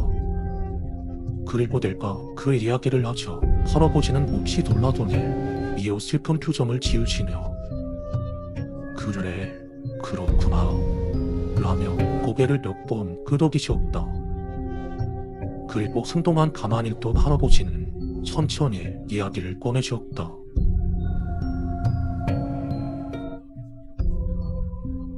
사실 그곳은 할아버지의 고향으로 그림 속의 작은 담은 몇 년 전 성내에 댐이 건설되면서 밟아버렸다고 한다. 할아버지가 그 그림을 그리게 된 것도 그 댐 전설을 알게 되어서이며 댐이 생긴 이후 사라질 고향의 풍경을 남기고 싶어서였다. 하지만 그곳, 굳이 그 지점을 그리게 된 것은 다름이 아니라 할아버지의 오랜 시절 실종된 이웃집 소녀 때문이었다. 신이렐라는 이름의 소녀는 할아버지보다 훨씬 연상으로 오랜 시절 할아버지를 굉장히 잘 돌봐주었고 할아버지는 그런 그녀를 좋아했었다.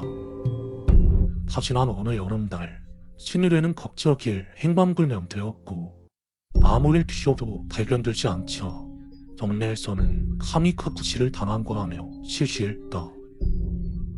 하물며 신이렐 부모조차도 차라리 잊어버리자며 입을 다물었기 때문에 어린 할아버지는 더는 그녀에 대해 이야기를 꺼내지 못했고 그렇게 시간이 지나면서 점점 신이렐에 대한 기억은 옅어졌다.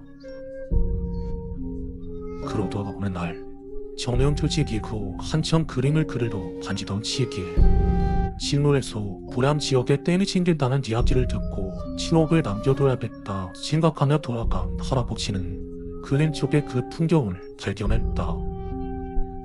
오랜 시절 신이렐가 사라진 곳과 가까운 그 지점. 왠지 그 풍경에 끌린 할아버지는 불편함도 감수하고 산을 올라 그 모습을 그림으로 남겼다. 그렇게 그래를 완성하고 집으로 돌아온 할아버지는 신기하게도 그 무렵부터 실력이 붙기 시작하셨고 자연스레 그 그림에 관한 건 까맣게 잊고 지내셨다. 선들 시간이 꽤 흐르고 우연히 신문을 보던 도중 다시 그 지역의 지점을 발견했다. 댐 건설지는 인근 지역에서 발견한 오래된 시체에 관한 이야기. 작은 냇가에 파묻힌 시체는 시라파되어 있었으며 그 외모와 옷차림을 바탕으로 수십 년 전 실종된 아사카와 스미르 씨라는 것을 확인했던 곳이었다. 헌데 나는 그 이야기를 듣고 소름을 감출 수 없었다. 왜냐하면 스미르가 발견됐다는 그 시기가 바로 내가 그림 속의 여자를 마지막으로 목격한 중3 때였기 때문이다.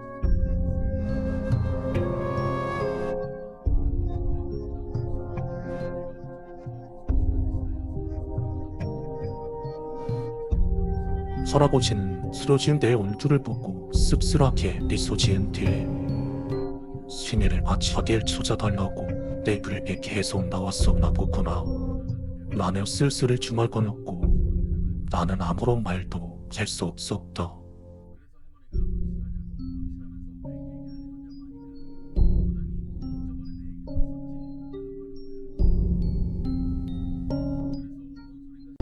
할머니는 항상 입에 욕을 달고 사셨어. 심지어 내가 어렸던 시절에도 나만 보면 왜 그렇게 욕을 하셨던 건지. 지금 할 이야기는 그런 할머니와 관련된 나의 초등학교 때의 이야기야. 난 어렸을 때부터 몸이 허약하고 안 좋아서 수시로 병원에 드나들면서 입원을 했었어. 1년에 거의 3분의 1 이상을 병원에서 보내던 나에게 가끔 본병으로 오는 친족들이 있었는데 난 그 중에서도 유독 친할머니를 꺼내었었어. 솔직히 말하자면 두려웠다고 할까? 우리 친할머니는 당시 70대 후반의 분이셨는데 할머니가 사시는 시골에서도 욕을 가장 잘하고 수세기로는 사내보다 더하다고 동네에서 평판이 자자했지. 듣기로는 친할아버지가 돌아가신 이후로 더욱 그렇게 되셨다는데 그런 할머니는 병원에 입원해 있는 나를 보시면 늘 나 이거 씨들 놈이 언제까지 아프려고 이러노? 응?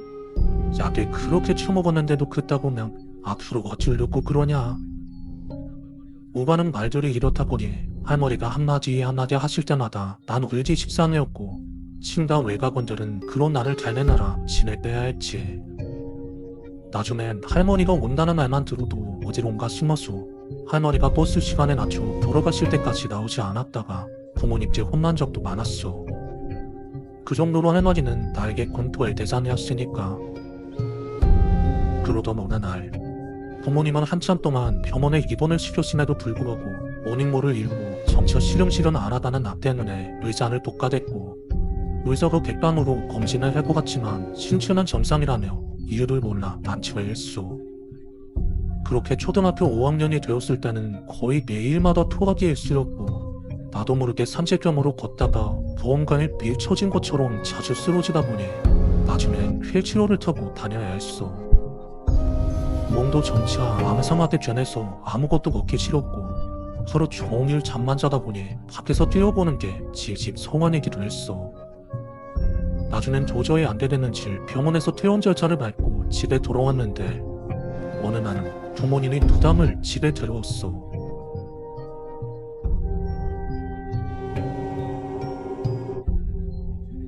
그땐 마침 집에 할머니도 계셨는데 할머니는 그런 부담을 보면서도 나 그래 이젠 둥둥거리는 년까지 굶어서 희졸 아니냐. 내 살다 별 꼴 같지 않은 걸 더 보겠네. 그러시네요. 대놓고 윽박을 질렀지만 정작 부당은 전 하나 꼼짝하지 않고 집중 눈썹으로 나를 내려보더니 갑자기 고개를 휙 돌려서 집안을 휙휙 둘러보는구나. 그러고는 부당이 엄마에게 몇 가지를 물었어. 언제부터 이 집에서 살았는지, 아이는 어디서 태어났는지 등등. 엄마는 그에 대해서 전부 답변을 했고 그걸 모두 듣고 난 부당은 그제서야 입을 열더니 충격적인 이야기를 내뱉었어. 이 집에 악귀가 있어. 어린아이가 이 집에 들어왔을 때 데려가려고 창을 붙어있던 아직 지독한 놈이야. 아무튼 대체 이 집을 풍놈이 누군지는 모르겠지만 니들 탐해도 제대로 당했어. 헬? 과기 그렇다면 제 아이에게 악귀가 붙어있다는 건가? 그래 이년아. 근데 너무 늦었어. 악귀가 아이의 몸에 너무 강하게 붙어버려서 떼어낼 수가 없다고. 대체 어쩌자고 이 집을. 에이? 무당의 그 말에 집안은 충격에 빠졌지. 나에게 악귀가 붙어있다는 사실을 믿을 수 없었지만 병원에서도 밝히지 못한 것과 연관지어보면 이게 또 이상하게 믿음이 가는 말이라. 아무튼 한참을 부당과 이야기하던 부모님은 비틀거리나 쓰러지셨고 할머니는 그 와중에 돌아가는 부당에게 가진 욕설을 퍼부으시다 집으로 돌아가셨어. 그리고 앞으로 살아가야 몇 개월이라는 부당의 말에 매일 저녁마다 울고 있는 우리 부모님에게 또 하나의 비극이 날아든 것을 그로부터 며칠 이후였지. 할머니께서 돌아가셨다는구나.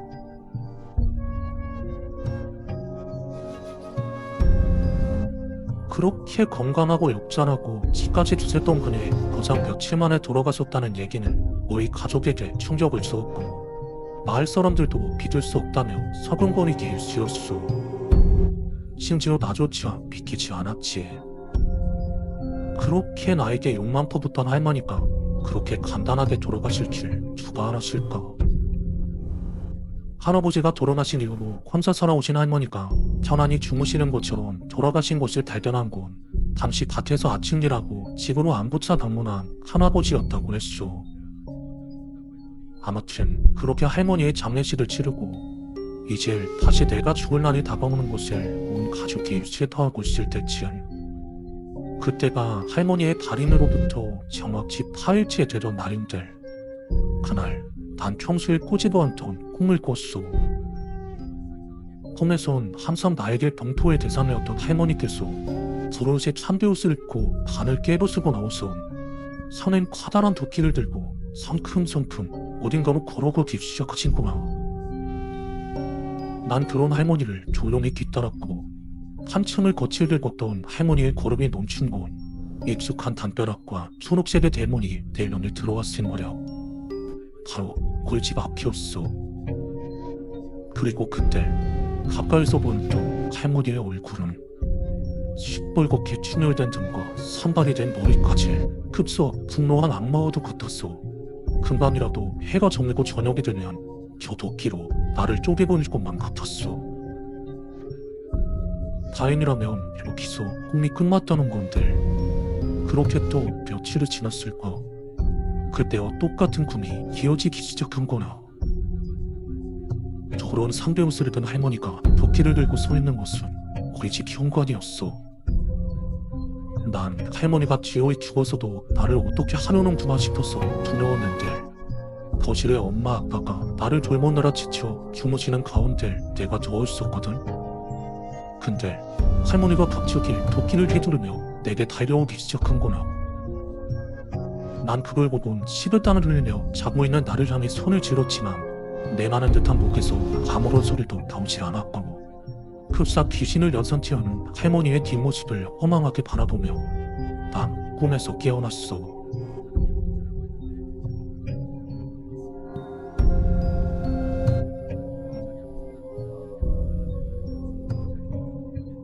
그런데 여기서 놀라운 일이 일어났어. 그 꿈을 꾸고 난 뒤부터 내 몸이 놀랍도록 다시 활력을 되찾은 거야. 어제까지만 해도 집조차 먹지 못하던 아이가 다음날 아침 일어나 죽부터 시작해서 밥이며 고기까지 가리지 않고 섭식을 하기 시작했어. 그런 날 바라보며 반격하던 부모님은 할머니가 죽어서 우리 아들을 지켜줬다고 했지만 난 도무지 믿겨지지 않았거든. 아무튼 그렇게 다시 부모님이 무당을 불렀는데, 그 무당의 아버지를 보며 화난 반에 너네 엄마가 암령을 지적거렸어.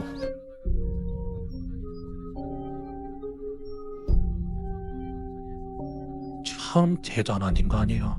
죽어서까지 손자를 지키려고 하다니. 그리고 이어지는 부담의 얘기에 놀라웠지. 할머니가 돌아가시기에 하루 전날을 자신을 찾아와 본인이 죽거든 무덤 앞을 도끼 한 자루만 놔달라고 했다는 거야. 무덤은 노인네가 도망을 났나 저게 무슨 소리인지 영문을 몰랐지만 할머니가 원체 두세 개만 하면 돈을 주니 일단 그렇게 따랐다고 해. 그래서 할머니의 무덤에 몰래 찾아가서 도끼를 올리고 할머니의 말대로 제사를 지냈대. 난 정말 축복받은 꼬마다. 악령은 이제 사라졌으니 건강하긴 하네. 그리고 이 돈은 너나 해라. 노당이 그렇게 말하며 부모님이 아닌 나에게 넘겨진 것은 검은 손때가 잔뜩 묻은 만원짜리 최신 죽장이었어.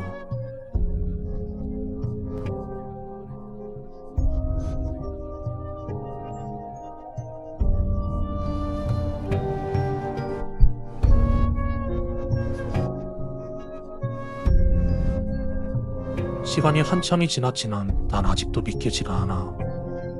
아팠던 기억이 아직도 생생한데 내가 아직도 이렇게 말짱히 살아있고 나에게 매번 욕을 하시던 우리 할머니가 나를 구했다는 게.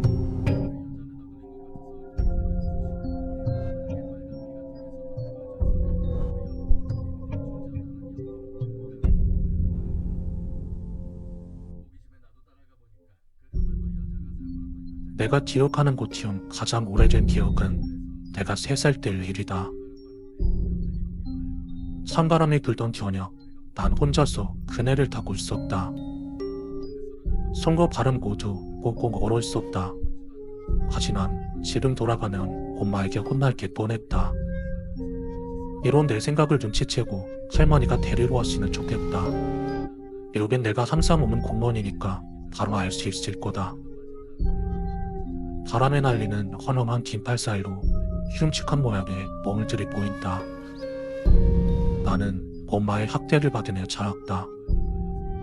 밥을 먹다 돌을 흘리거나 발소리를 약간 내며 걷거나 재밌다고 소리를 내며 웃는 그런 이유로 혼나곤 했다. 분이 풀릴 때까지 때리거나 모래핀으로 살을 찌르거나 한겨울에 차가운 물을 들어가게 했다. 별거 아니게 느껴진다고. 담배를 피우고 등에 들여 끄거나 하루 종일 밥을 굶기거나 어쩔 땐 문을 잠그고 집을 못 들어오게 해서 마당에서 잔 적도 있다. 잘못했다고 싹싹 비는 나에게 주먹을 쥐두르 는 엄마의 표정은 즐거워 보였다. 아빠는 보고도 못 본 척을 했다. 컵라며 걷어차이는 내 옆에서 치루이를 보며 밥을 먹었다. 그리고 그 부자귀한 체벌이 끝나며 엄마 말 잘 들어야지 해 라고 하셨다. 이 집에서 나 질승만도 못한 자식이었다.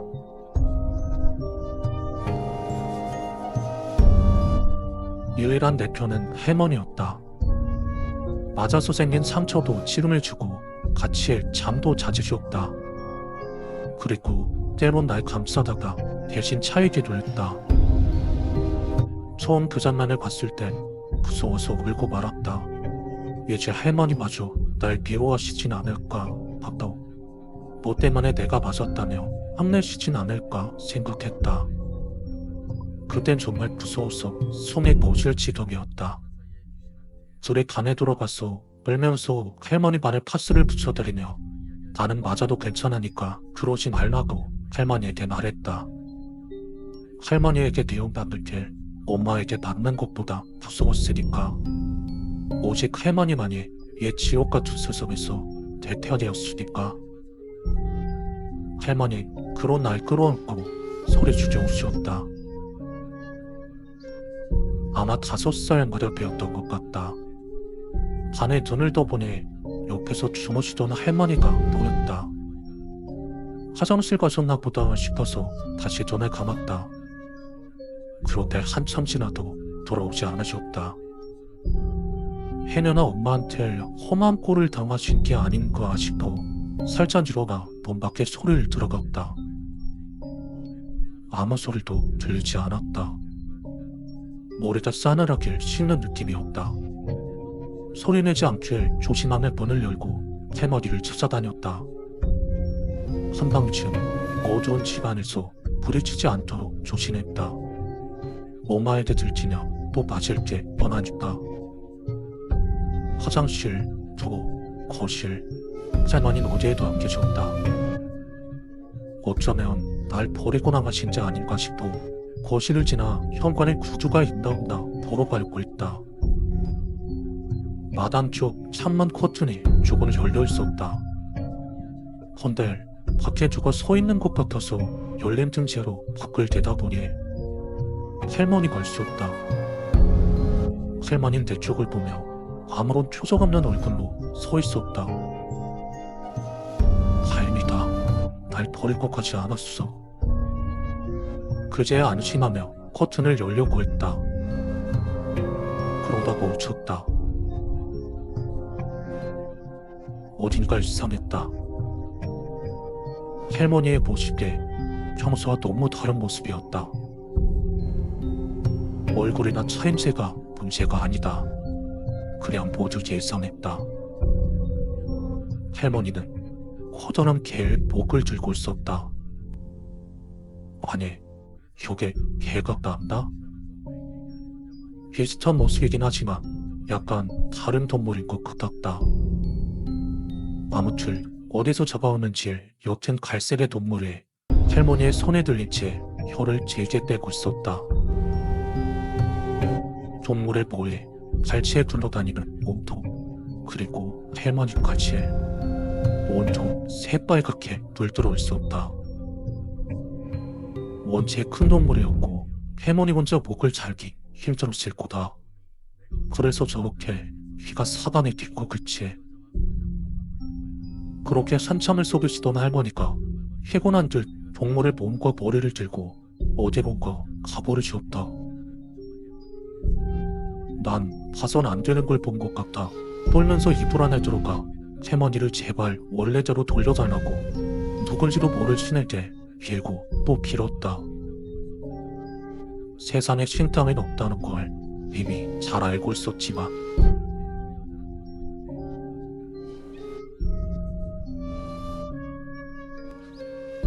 다음날 눈을 떠보니 할머니는 내 곁에서 주무시고 계셨다.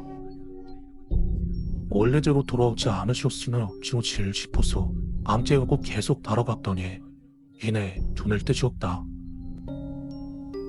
잘 잤니? 배 안 고파? 말을 건네며 웃는 할머니는 평소 그대로였다. 오늘 나 배고파. 다시 모든 게 돌아왔다. 그래, 그거면 됐다. 할머니에게서 풍기는 피비린내는 신경 쓰지 않기로 했다. 그리고 그 무렵부터 집안에 여우, 너구리, 개 같은 짐승들이 어슬렁거리는 게 보이기 시작했다. 험들, 아빠와 엄마는 마치 그 동물들이 보이지 않는 것처럼 아무런 신경도 쓰지 않았다. 그래서 나한테만 보이는구나 했다. 할머니에게 그 말을 했더니 매우 기뻐하시는 것 같았다. 그리고 할머니께서 그것들이 뭘 하대? 하고 물으시기에 그대로 대답했다. 동물들이 아빠와 엄마 곁에 붙어있는데 옆에 있다는 걸 모르는 것 같았고 왜인지 둘 다 표정이 안 좋았다고. 할머니는 오랜만에 소리내어 웃었고 나도 모처럼 보는 할머니의 웃는 모습에 뭔지도 모르고 따라 웃었다. 그날 이후 밤중에 엄마가 소리치는 일이 잦아졌다. 낮에도 안색이 좋지 않았는데 수면 부족이라고 하는 듯했다. 당연하지만 엄마 몸 상태가 안 좋아진 후에 체권이 많이 줄었다. 대신 본인의 몸을 흑대하기 시작했다. 팔뚝을 라이터불로 지지거나 손바닥에 밥종을 찔러대곤 했다. 그리고 그때부터 할머니가 나에게 현관으로 드나들지 말라고 하셨다. 왜 그런지는 여쭤보지 않았다. 내가 살아나는 할머니가 시킨 일이니까. 할머니와 나는 뒷문에 신발을 두고 거기서 집으로 드나들었다. 언제부턴가 집안에 비린내가 났다. 특히 그 비린내는 엄마 아빠에게서 심하게 났다. 둘 다 깔끔 떠는 사람들인데 점점 차림새가 흐트러졌다. 손톱이 눈에 보일 정도로 길었고 그 안에 검은 때가 끼었다. 옷도 지저분하고 세탁기엔 먼지가 쌓였다. 그리고 어느 날부터 아빠는 혼잣말을 하기 시작했다. 무슨 소리인지 들어보려고 귀에 다가가 봤지만 도무지 알아들을 수 없었고 그저 냄새가 심했다. 마치 진흙내 냄새 같은. 엄마는 종일 새들 소리를 지르며 뻑하는 허공에 들고 칼을 휘둘렀다. 아, 그러고 보니 요즘 안 맞았다. 아니, 언제부턴가 엄마는 내가 보이지 않는 것 같았다. 며칠이 지났다. 도무지 모를 하얀 옷을 입은 사람들을 엄마와 아빠를 데려갔다. 어리둥절한 나를 뒤로 잡아당기며 할머니는 잘 부탁드린다고 고개를 조아려줬는데 그 사람들이 둘을 끌고 가자 날 돌아보며 환하게 웃었다. 나 역시 할머니를 마주보고 따라 웃었다. 그리고 그날부터 지옥은 끝났다. 몇 년이 지났고 할머니는 뇌경색으로 쓰러지셔서 몸이 꼼짝도 안 하셨다. 그리고 조금 이상한 점이라면 집에 있던 그 많은 짐승들이 언제부턴가 할머니에게 붙어 있었다. 내가 그 말을 할머니에게 전하니 할머니는 한숨을 쉬며 돌아왔나 보구나 라고 하셨다. 그리고 2년 뒤 할머니 돌아가셨다.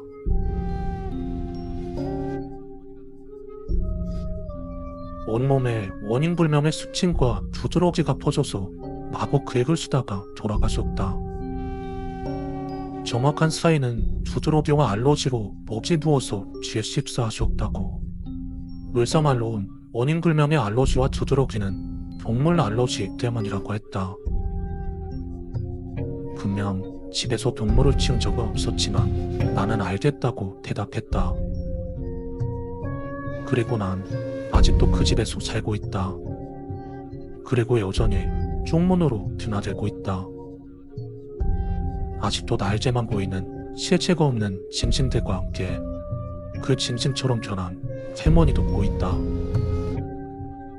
대체 할머니가 뭘 하신 건진 모르겠지만 그건 분명 날 위해서 하신 것일 거다.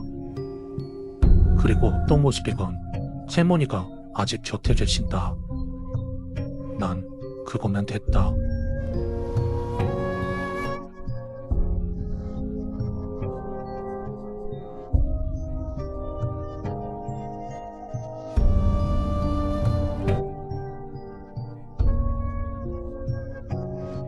이 이야기가 여러분에게 어떤 느낌을 남겼나요? 그 어두운 집에서 일어난 일들이 아직도 여러분의 마음속에 맴돌고 있지 않나요? 혹시 그곳에 숨겨진 또 다른 기밀이 있을지도 모릅니다. 여러분의 생각은 어떠셨나요? 이 이야기에 대한 여러분의 이론을 댓글로 남겨주세요. 만약 이 영상이 마음에 드셨다면 좋아요와 구독 버튼을 눌러주시고 이 이야기를 친구들과 공유해주세요. 더 많은 사람들과 함께 공포를 나누고 싶다면 구독을 잊지 마세요. 저는 어둠의 숨결입니다. 그럼 다음 이야기에서 또 만나요. 감사합니다.